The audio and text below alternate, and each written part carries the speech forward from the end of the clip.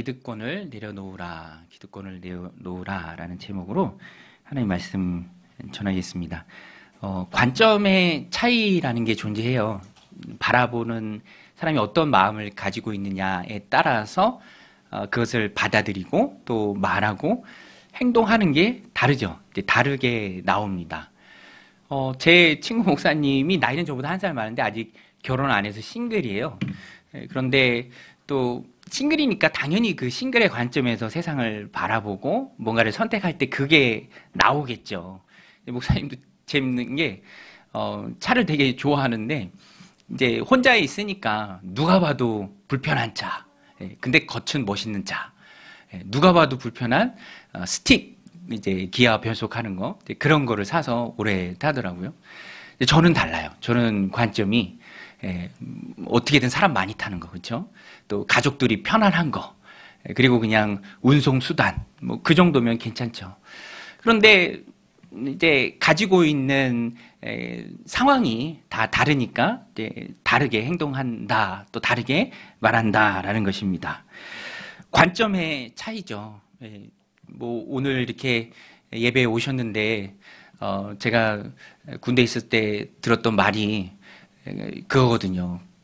어떤 관점으로 저한테 그 친구들이 그렇게 얘기했는지 모르겠는데 저보고 이병헌 닮았다고 웃으시라고 드리는 얘기입니다. 주일날 오셨는데 그쵸? 언짢지 않으시죠? 뭐 제 후임병이어서 그랬는지 그래요. 이제 자기가 보는 그런 관점이 있죠. 어제 그제 목장 모임 할 때 제 아내 보고 누가 그러더라고요.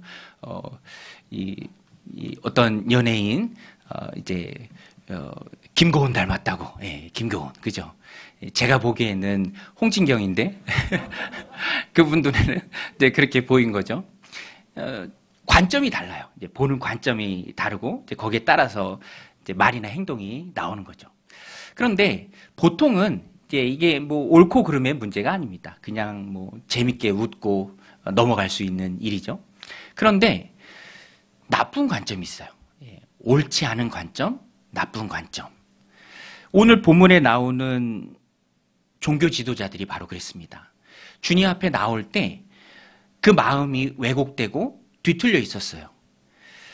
기득권에 잔뜩 사로잡혀 있었기 때문에 주님 앞에 나오면서도 논쟁을 시작하려고 합니다. 오늘 본문이 고난주간 화요일에 있었던 말씀이에요. 월요일에 성전 정화 사건을 주님이 하셨죠.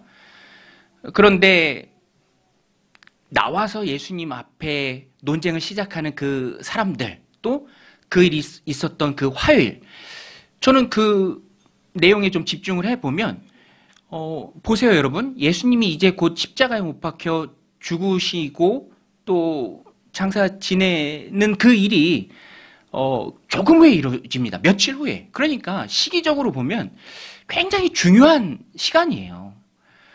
그리고 예수님 앞에 나와서 논쟁을 시작했던 그 사람들의 면면을 보면, 그들의 직함을 보면 대제사장들이고요, 또 서기관입니다. 율법 학자죠. 그리고 장로들입니다. 직함을 하나씩 다 가지고 있어요. 당시의 종교 지도자들입니다. 원래 율법대로 하면은 대제사장은 한 명이에요. 근데 오늘 본문에는 복수로 나옵니다.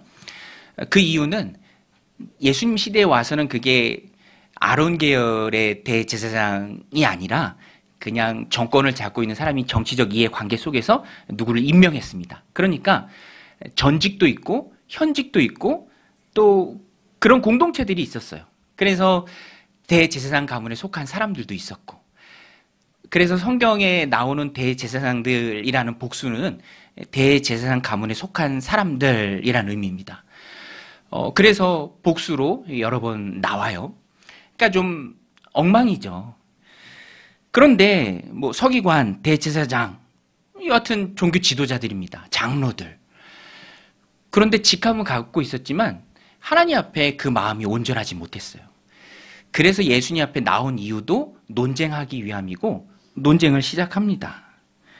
응당, 그들이 가진 직분을 보면 응당 예수님을 메시아로 인정했어야 했습니다. 서기관을 율법 학자라고 하잖아요. 얼마나 많은 성경을 필사합니까? 예수님을 알아봤어야죠. 그런데 못 알아봅니다. 핵심은, 오늘 말씀의 핵심은 그거예요. 왜 못 알아보는가? 왜 주님 앞에 무릎 꿇지 못하는가? 왜 주님을 메시아로 인정하지 못하는가? 왜 주님 앞에 논쟁거리를 자꾸만 던지는가? 오늘 27절, 28절인데요. 따져 묻습니다. 예수님이 그동안 행하셨던 모든 일, 그리고 막 어제 행하셨던 그 일, 왜 당신이 성전을 이렇게 어지럽힙니까? 그들 관점에서 왜 성전을 정합니까? 그 얘기죠. 우리 27절, 28절 같이 한번 읽겠습니다. 시작. 그들이 다시 예루살렘에 들어가니라. 예수께서 성전에서 거니실 때에 대제사장들과 서기관들과 장로들이 나와 이르되 무슨 권위로 이런 일을 하느냐? 누가 이런 일 할 권위를 주었느냐? 첫 번째 논쟁이에요. 권위 논쟁. 예수님이 성전에 계실 때 그 마지막 고난주간의 한 주에 많은 논쟁이 있습니다. 그 첫 번째 논쟁이 오늘 본문의 유명한 권위 논쟁이죠. 이 모습을 보면은 대제사장들, 서기관들, 장로들, 당시에 존경받는 지도자 그룹이지만 가지고 있는 타이틀이 훌륭하지만 그것이 그들의 믿음을 이끌지 못한다라는 걸 알 수 있어요. 겉모습이 화려함에 그 자체가 본질은 아닙니다. 아무리 화려하다 할지라도, 훌륭하다 할지라도 그 직분이 그의 믿음을 보장하지 않아요. 그러니까 이렇게 예수님 앞에서도 논쟁하는 거죠. 알아보지 못하고 직분도, 지식도, 지위도 본질이 아닙니다. 오늘 우리가 이 본문을 통해서 그걸 좀 깨달았으면 좋겠어요. 본질은 겉모습이 아니라 본질은 우리의 마음이에요. 가지고 있는 것 자체가 믿음을 보장해 주지 못해요. 새벽마다 신명기 말씀을 살펴보고 있는데 신명기가 이스라엘 백성이 가나안 땅에 들어가기 전에 주신 말씀이죠. 출애굽 2세대들에게 준 말씀입니다. 들어가서 이렇게 살아라, 다르게 살아라. 왜냐하면 들어가는 것 자체가 중요하지 않아요. 신명기라는 말이 영어 성경에 보면 듀트로노미라고 되어 있습니다. 듀트로노미. 이 그리스어 듀테로노미온에서 나온 말인데요. 놈이라는 말이 그리스어로 법을 말합니다. 법. 메트로놈, 에스트로노미, 별을 연구하는 학문 다 그리스어의 흔적이 영어에 남아있죠. 그리고 듀라는 것은 두 번, 다시, 거듭, 뭐 이런 걸 의미해요. 뭐 듀의 듀오 다 이제 흔적이 남아 있는 건데, 듀트로노미라는 것은 거듭된 부탁이에요. 거듭된 법. 모세가 3번에 걸쳐서 이스라엘 백성들을 놓고 설교합니다. 들어가는 것 자체가 목적이 아니에요. 들어간다고 해서 그 땅 자체가, 그 팔레스타인 그 땅 자체가 그곳에 살아가는 그 백성들에게 복을 보장해 주지 않습니다. 중요한 것은 그 땅에서 어떻게 살아가느냐죠. 직분이 중요한 게 아니라 그 직분을 가지고 어떻게 살아가느냐가 중요합니다. 오늘 본문 보세요. 대제사장 가문에 속한 사람들, 율법 학자, 장로들, 존경받는 종교 지도자들임에도 불구하고 예수님하고 대척점에 섭니다. 계속 논쟁을 해요. 여러분, 오늘 우리도 그것을 잘 알고 있어야 돼요. 들어가는 것 자체가 이스라엘 백성들한테 목적이 아니었듯이 오늘 우리도 구원받은 하나님의 자녀로서 하나님 주신 삶을 어떻게 살아가느냐가 중요합니다. 구원이 절대로 마지막이 아니에요. 구원은 출발이고 시작입니다. 그때부터 하나님의 백성으로 살아가는 거예요. 신앙 안에서 모든 것이 그렇습니다. 교회도 그래요. 교회가 되게 많잖아요. 교회를 처음에 설립하려는 분들이 스스로 해답을 얻어야 되는 진지한 질문이 있어요. 그게 뭐냐면, 이렇게 교회가 많은데 또 하나의 교회가 필요한 이유가 뭔가? 그죠? 교회됨의 본질을 힘있게 지키고자 하는 그 바른 마음이 하나님 앞에서 중요한 거지, 그 자체, 겉모습. 성전이 왜 성전입니까? 하나님이 임재하시기에 성전이죠. 불순종으로 하나님의 영광이 그 성전에서 떠난다면 그것은 의미가 없는 거예요. 아무리 대제사장으로 사람들한테 존경받고 인정을 받고 한들 주님을 인정하지 않는다면 그것은 의미가 없는 것이죠. 겉모습과 외적인 것에 의미가 없습니다. 그래서 이스라엘 백성들에게 신명기가 중요했던 거고요. 신약시대를 살아가는 오늘 우리에게 오늘 본문이 되게 중요합니다. 오늘 본문이 중요해요. 당시 존경받던 종교 지도자들, 그들이 어떤 마음을 하나님 앞에 가지고 있었는가. 왜냐하면 그들은 몰라요. 우리도 모를 때 있잖아요. 다른 사람은 다 아는데 나는 몰라. 제 아내가 제 설교에 대해서 코멘트를 많이 해주거든요. 듣기 싫을 때도 있는데 또 들으려고 하기도 해요. 제 아내가 아니면 누가 그런 얘기를 해주겠습니까? 그러니까 들으려고 하죠. 왜냐하면 몰라. 본인은 몰라요. 오늘 본문에도 이 종교 지도자들 본인들이 얼마나 마음이 비뚤어져 있는지 왜곡되어 있는지 그걸 몰라요. 그래서 예수님이 그것을 알게 해주려고 드러내려고 그들의 잘못된 의도를 드러내기 위해서 예수님이 무슨 권세로 이런 일을 합니까? 라고 그들이 묻지만 대답은 안 해주세요. 그리고 대신 반문을 하십니다. 당시 랍비들이 자주 하셨던 방법이에요. 이 사람들의 무지를 드러내기 위해서 예수님도 그 방법을 차용하셔서 되묻으세요. 뭐라고 물으시냐면 요한의 세례가 하늘로서냐 사람으로서냐. 요한의 세례가 하늘로서냐 사람으로서냐. 이게요 굉장히 중요한 질문입니다. 이 사람들한테는 그래요. 문장을 보면 예수님이 기대하신 답도 당연히 하늘로서다. 그러니까 하나님이 보내셔서 요한은 이 땅에 오셔서 이 땅에 와서 예수님이 하신 그 일을 미리 한 자다. 그 세례는 진정성이 있는 하늘로부터 온 것이다. 예수님이 기대하는 대답이요. 그런데 이 사람들은 뭐라고 대답하냐면 대답을 못해요. 대답을 못해요. 이 질문이 양자택일이 아니에요. 하나를 선택하면 하나는 버려야 되는 것입니다. 그렇죠? 하늘로서라고 한다면 그러니까 쉽게 얘기하면 요한이 진짜냐 가짜냐예요. 이거 진짜냐 가짜냐 진품이냐 가품이냐고 했을 때 진품 아니면 가품이잖아요. 그건 양자택일의 문제가 아닙니다.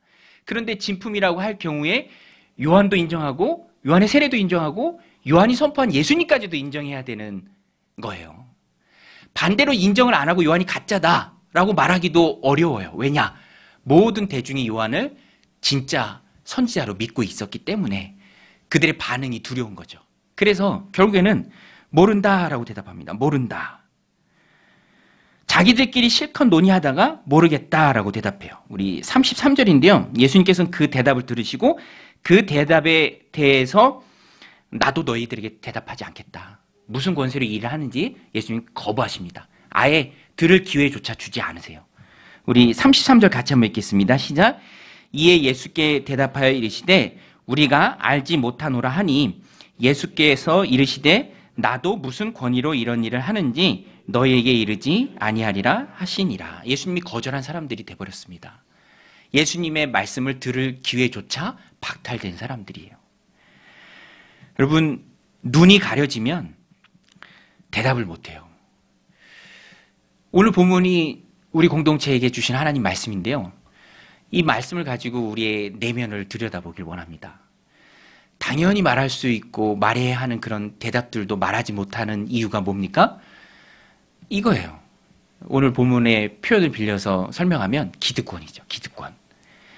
예수님께 논쟁하러 온 이 사람들은 예수님을 메시아로 인정하고 싶은 마음이 조금도 없습니다. 예수님을 인정하는 순간 자기가 가진 걸 다 내어놓아야 돼요. 그러니까 인정하고 싶은 마음이 없어요. 거기에 확 사로잡혀 있습니다. 그러니까 논쟁의 길을 가는 것이죠.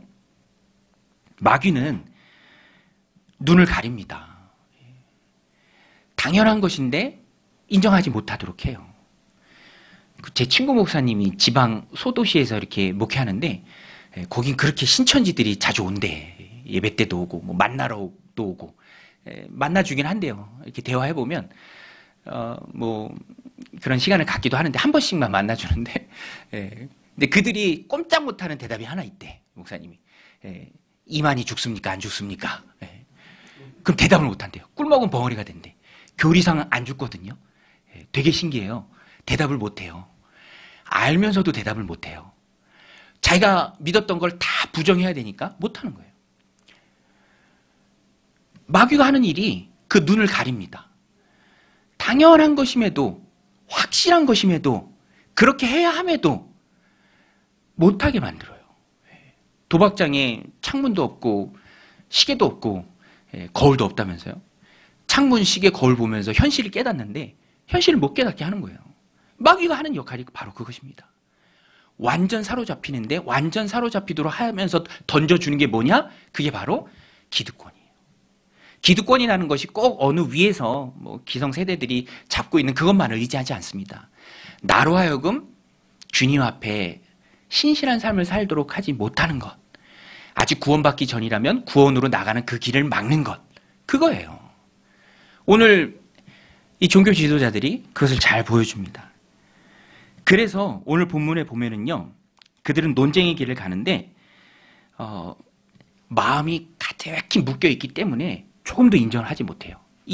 그들이 했던 그 대답이 그들이 얼마나 그것에 기득권에 가득히 묶여 있는지를 알 수 있는데 31절 32절입니다. 우리 같이 한번 읽겠습니다. 시작. 그들이 서로 의논하여 이르되 만일 하늘로부터라 하면 어찌하여 그를 믿지 아니하였느냐 할 것이니 그러면 사람으로부터라 할까 하였으나 모든 사람이 요한을 참 선지자로 여김으로 그들이 백성이 두려워하는지라. 그들이 백성을 두려워하는지라. 여러분, 오늘 우리가 주님 앞에 기도할 때 논쟁의 길을 가지 않게 하옵소서라고 기도해야 합니다. 자꾸 지키려고 하면은요, 버리질 못합니다. 버리질 못하면 그것이 내 마음을 사로잡아요. 구원까지는 하나님의 은혜 가운데 나왔는데 그 후에도 하나님이 은혜 주셔야 나를 묶고 있는 것부터 자유로워져서 믿음과 신앙의 진보를 향해 나아갈 텐데 묶여 있으면 안 되는 겁니다. 그냥 그것이 내 마음을 가득히 잡고 있는데 여러분 아직도 JMS 추종자들이 있어요. 영상에 보면 정말 멀쩡하게 생긴 젊은 청년이 눈이 가려지니까 못 보는 거예요. 오늘 우리도 주님의 은혜를 구해야 합니다. 내가 이게 옳습니다. 이게 맞습니다. 내가 이렇게 해야 됩니다. 이것이 주님의 뜻입니다. 주님이 깨닫게 해주신다면 우리도 머뭇거리지 말고 결단하고 순종하는 모습이 있어야 돼요. 오늘 본문의 내용과 비슷한 게 구약의 갈멜산의 전투예요. 바알과 아세라 선지자 다 합쳐서 제사장 다 합쳐서 850명. 엘리야가 혼자 상대했습니다. 근데 엘리야가 하나님 주신 힘이 어마어마했던 것 같아요. 850대 1로 싸워서 이겨요. 그들을 향해서 뭐라고 말합니까? 그들과 함께 있는 이스라엘 백성들이죠. 정확히는 그 바알과 아세라 선지자들의 눈가림 속에서 매여있는 그들. 엘리야가 말하죠. 열왕기상 18장 21절에 보면 엘리야가 모든 백성에게 가까이 나아가 이르되 너희가 어느 때까지 둘 사이에서 머뭇머뭇하려느냐. 머뭇머뭇하려느냐. 여호와가 만일 하나님이면 그를 따르고 바알이 만일 하나님이면 그를 따르지니. 얼마나 명료합니까? 바알이 하나님이면 바알 열심히 섬겨라. 그런데 여호와가 참 하나님이라면 머뭇머뭇거리지 말라. 섬길 자를 오늘 너희가 택해야 한다. 근데 그 뒷부분이 재밌습니다. 이렇게 이제 엘리야가 얘기할 때 그 뒷부분에 보면 백성이 말 한마디도 대답하지 아니하는지라. 말 한마디도 대답하지 않으냐는지라. 여러분, 오늘 우리가 우리의 마음을 점검해 볼 때 이것을 보면 됩니다. 아, 내가 머뭇머뭇거리고 있나? 믿음과 신앙의 말씀에 내 마음이 제대로 반응하는가? 거기에 대해서 제대로 대답하고 있는가? 언제 대답하게 됩니까? 이스라엘 백성들이 하나님의 하나님 되심을 체험할 때, 하늘로부터 불이 임해서 제단 위에 제물을 살을 때, 그때 완전히 뒤집어지죠. 오늘 우리도 그런 은혜를 구해야 합니다. 하나님, 내 믿음이 연약한데 나로 하여금 하나님의 그런 놀라운 능력을 체험케 하옵소서. 오늘 누가복음 11장 말씀인데 그 앞부분에 보면 부자 청년이 나오잖아요. 부자 청년. 내가 율법 어렸을 때부터 다 지켰습니다. 그거 다 했습니다. 그렇게 얘기하는데 몰라요. 본인은 몰라요. 주님은 보시는데 본인은 모릅니다. 자기가 얼마나 돈에 빠져 있는지. 그래서 말하잖아요. 주님이 네 거 다 팔고 내 제자가 되라. 내 제자가 되라. 여러분, 예수님의 제자가 되는 일이 가장 좋은 일인 줄로 믿습니다. 우리가 또 여기서 헷갈리면 안 돼요. 그죠? 아, 그거 어떻게 다 팔고 제자가 되지? 아니에요, 여러분. 예수님의 제자가 되는 게 훨씬 더 좋은 일입니다. 그런데 그 부자 청년은 슬픈 기색을 띠면서 근심하면서 돌아갑니다. 오늘 우리도 주님의 은혜를 구해야 돼요. 주님의 부르심에 응당, 바른 대답을 할 수 있도록 꿀먹은 벙어리가 되는 게 아니라 네, 주님이 내 삶의 주인이십니다. 여호와가 하나님이십니다. 말할 수 있어야죠. 고백할 수 있어야 합니다. 입술로 삶으로 그 고백이 우리 안에 있어야 돼요. 그래서 믿음과 신앙은 언제든지 선택과 결정이 큰 역할을 합니다. 무엇을 선택하는가, 무엇을 결정하는가. 예수님 옆에 달렸던 한 강도도 마지막 순간에 예수님 편에 서기를 선택했어요. 주님을 믿었습니다. 그 순간 구원받잖아요. 바울도 일평생 하나님 편에 서기를 늘 선택하고 그 선택을 우리에게 보여줍니다. 내가 아직 잡은 게 아니다. 아직 도달하지 않았다. 나는 잡으려고 따라갈 뿐이다. 계속 그 좋은 선택을 하려고, 좋은 결정을 하려고 부단히 노력할 뿐이다. 오늘 우리의 믿음과 신앙도 하나님 앞에 바른 마음으로 서기를 소망할 때 항상 이쪽으로 끌려갈 수도 있고요, 저쪽으로 끌려갈 수도 있어요. 요한의 세례는 하나님으로부터 온 것입니다 라고 주님이 기대하는 대답을 내가 할 수도 있지만, 이렇게 해도 안 되고 저렇게 해도 안 되고 그러니 나는 모릅니다 라고 하는 그 논쟁의 길로도 갈 수도 있어요. 그렇지만 우리는 오늘 말씀을 기억하면서 주님 앞에 기도하고 항상 하나님 편으로 끌려가기를 위해서, 그 믿음의 편을 따라가기를 위해서 우리가 늘 기도하고 은혜를 구해야 합니다. 내 안에 항상 길은 두 가지예요. 그죠? 죄악된 본성이 구원받은 이후에도 여전히 내 안에 남아 있습니다. 그리고 그것들은 믿음의 길을 가지 못하도록 자꾸만 유형, 무형의 내가 좋아할 만한 것들을 던져줘요. 그것을 기득권이라고 우리가 말할 수 있습니다. 그걸 넘어야 돼요. 포기할 수 있어야 합니다. 내려놓을 수 있어야 합니다. 내 안에 하나님 주시는 은혜가 가득하기를 우리가 기도해야 합니다. 그럴 때 갈등이 되고 두 가지가 충돌될 때 은혜의 편을 따를 수 있는 거예요. 항상 그런 선택을 우리가 하고 있다라는 것을 여러분이 아셔야 돼요. 제가 지난주에 어떤 분하고 통화했는데 이분이 우리 교회 초창기부터 이렇게 공동체를 이렇게 재정적으로 후원도 하고 또 섬기는 분이에요. 근데 너무 귀하죠. 주기적으로 이렇게 본인 교회도 아닌데 얼마나 귀합니까? 그래서 이렇게 통화하면서 안부차 이렇게 참 고맙다, 감사하다 그렇게 얘기했는데 이분이 그런 얘기를 하더라고요. 목사님, 저는 하나님 주신 은혜를 흘려보내려고 노력할 뿐입니다. 이 고백을 하더라고요. 근데 그게 참 진실되게 제 마음에 다가왔어요. 왜냐하면 제가 그분을 알아요. 이제 그렇게 넉넉한 분도 아니고 대학생 자녀도 있고 얼마나 많이 들어갈 때가 많습니까? 젊은 가정이 그렇잖아요. 그 개척교회는 그 목사가 헌금 제일 많이 한다라고 그러는데 우리 교회는 안 그래요. 저는 제일 헌금 많이 하지 않습니다. 왜냐하면 애들 학원도 보내야 되고요. 우리 막내도 막 이거 배우고 싶다 그리고 저거 배우고 싶다고 그리고 그래요. 그런데 제 마음에 그건 있어요. 뭐냐면 제가 존경하는 목사님들이 마지막 순간에 존경하지 못하게 되는 경우가 있는데 그게 뭐냐면 처음에 너무 많이 헌신을 해. 그러다 보면 그게 자기 건 줄 알아. 그러니까 마지막에 존경받지 못하는 모습들을 막 보여요, 줘요. 그래서 저는 제일 많이 헌금 안 합니다. 우리 애들 학원도 보내야 되고 그러기 때문에 제 의무만 합니다. 그리고 교회 재산과 제 재산은 철저히 구분해야 합니다. 그래야 이게 나중에 문제가 안 생겨요. 저는 너무 감사하게도 이 결혼할 때부터 부모님이 집을 사주셔서 저는 집이 있습니다. 그래서 공동체에 집을 요구하고 싶은 마음도 없어요. 그리고 저는 차도 자기 돈으로 사야 된다라고 생각을 해요. 그래서 차도 제 돈으로 사고요. 나중에 제가 집 달라, 차 사달라 그러면은 이 영상 트시면 됩니다. 그죠? 근데 그런 면에서 생각할 때 이 성도님이 너무 귀한 거예요. 목회자보다도 낫다. 내가 쓸 것도 부족한데 하나님 주신 은혜다라고 생각하면서 그 은혜를 흘려보내려고 애쓸 뿐이다. 그 애쓰는 그 애씀이 느껴지는 거예요. 왜 그분이라고 해서 돈 들어갈 데가 없겠습니까? 근데 은혜를 받아두는 저수지가 아니잖아요, 우리는. 그것을 흘려보내려는 그 갈등, 그 충돌 속에서 하나님 기뻐하시는 쪽으로 당겨가는 것. 그쪽으로 가는 것. 기득권을 내려놓는 것이죠. 믿음과 신앙의 너무너무 중요한 요소입니다.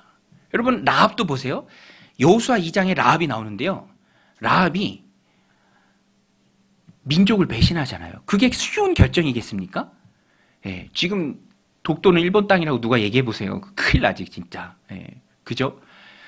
민족성은 거스를 수가 없는 거예요. 그거는. 예, 그거는 이길 수가 없습니다. 그거는. 근데 여리고의 기생이었던 라합은 그것을 이겨내요. 그리고 진정한 왕이신 하나님 편에 서기를 결단합니다. 정탐꾼들 숨겨주잖아요. 보내주잖아요. 그 결정 때문에 라합의 가족도 구원을 받죠.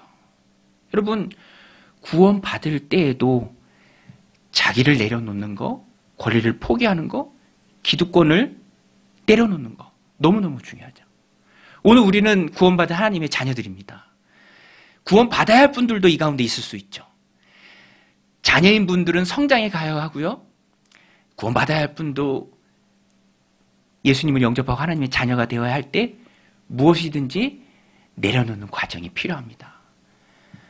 내가 내 삶의 주인이었는데 예수님을 내 삶의 주인으로 모시는 거. 예수님을 내 삶의 주인으로 모시면서 주님이 성장시켜 주시는 그 믿음의 길을 걸어가는 거. 시작은 무엇이 됐든 나의 마음을 사로잡고 있는 그것을 내려놓는 거예요. 내려놓는 거. 저도 이 말씀을 먼저 저에게 좀 적용하면서 내가 내려놓아야 할 기득권이 뭐가 있을까? 지금 내 마음을 꼭 붙들고 끈적끈적거리는 그죠?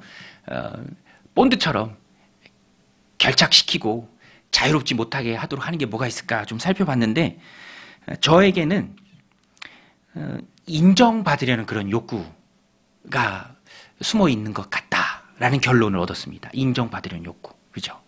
남성들이 이게 되게 세긴 하거든. 그죠? 예. 인정받으면 좋잖아요. 예. 고생했다. 수고했다. 예. 저도 막 신혼에 아내가 이렇게 막 뭐 하나 해주고, 그죠? 벽에 못 박아주고, 예. 인정받으면 되게 좋죠. 예. 오빠 최고 그러면 막 되게 좋아하고 막 그랬는데. 근데 어떤 면에서는 그것이, 뭐, 큰 잘못은 아니죠. 그렇죠? 그러나 그것이 내 안에 커지면, 그것이 내 안에 사로잡으면 예수님 반대편에 서게 합니다. 십자가 반대편에 서게 해요. 자기 십자가를 지고 주님을 따르는 것이죠. 인정받으려고 신앙생활 하는 게 아닙니다. 가정에서도 내가 지고 가야 할 나의 십자가가 있죠. 일터에서도, 교회 공동체에서도 나를 향한 하나님의 선하시고 온전하시고 기뻐하신 뜻이 있습니다. 그런데 인정하지 않는다고, 인정받지 못한다고 라고 하는 것은 내 안에 있는 기득권이죠. 제 고백입니다. 제 고백. 그래서 저는 그런 인정받으려는 욕구, 이런 게 심해지면은요, 막 아내를 그냥 재밌게 표현하다면 가스라이팅 한다니까요. 내가 이번 주 설거지 6번 했다. 세상에 이런 남편이 없다. 감사헌금 해라. 이런 귀한 남편 만나게 해주셔서 감사헌금 해라. 이게 뭐 우스갯소리처럼 하지만 제 안에 있는 인정욕구. 왜냐하면 이러다가 인정 못 받는다고 느낄 때 혈기가 훅 나오거든요. 내가 이렇게 수고하는데, 내가 이렇게 노력하는데, 내가 이렇게 하는데, 그러면은 그 가정이 온전치가 못한 것이죠. 공동체에서도 마찬가지입니다. 일터에서도 마찬가지예요. 이 제 고백이에요. 오늘 여러분들이 주님 앞에 나아갈 때 내려놓아야 할, 끊어야 할 그 기득권은 무엇입니까? 내가 구원받는데, 내가 구원받은 하나님의 자녀로서 성장하는데 내려놓아야 할 것은 무엇입니까? 주님이 이렇게 하라라고 묻는데 머뭇머뭇거리게 만드는 그것이 무엇입니까? 무엇이 됐든 그것은 구약의 버전으로 얘기하면 우상입니다. 버려야 할 것들이에요. 끊어내야 할 것들입니다. 그래서 오늘 본문이 우리 공동체에 주는 귀한 교훈이에요. 여러분, 신앙생활은 항상 선택이고 결단이에요. 작은 것부터 시작해서. 항상 그 믿음의 결단의 훈련이 우리 안에 있어야 합니다. 그래야 내가 온전한 마음을 가지고 주님 앞에 나아가는 거예요. 오늘 이 안타까운 3명의 종교 지도자들, 그 부류의 사람들을 보십시오. 예수님이 너희는 내 말 들을 가치도 없다. 나도 너희에게 무슨 권위로 이것을 하는지 얘기하지 않겠다라고 단언해 버리십니다. 저는 이 부분이 참 안타깝더라고요. 네. 여러분, 기득권을 내려놓으면 논쟁이 사라지고 넓은 그릇이 됩니다. 기득권이 사라진 그 자리를 주님이 은혜로 채워주십니다. 이거 없으면 안 돼. 이게 가장 귀한 거야. 그렇게 느끼는 것을 우리가 믿음으로 내려놓아야 합니다. 그럴 때 성장과 성숙의 길에서 주님이 내 삶을 책임져 주실 줄로 믿습니다. 오늘 이 말씀 마음에 새기고 기득권을 내려놓고 또 더 좋은 것으로 주님이 채워주시는 은혜가 이 한 주 여러분들 가운데 가득하시기를 주님의 이름으로 축원드립니다.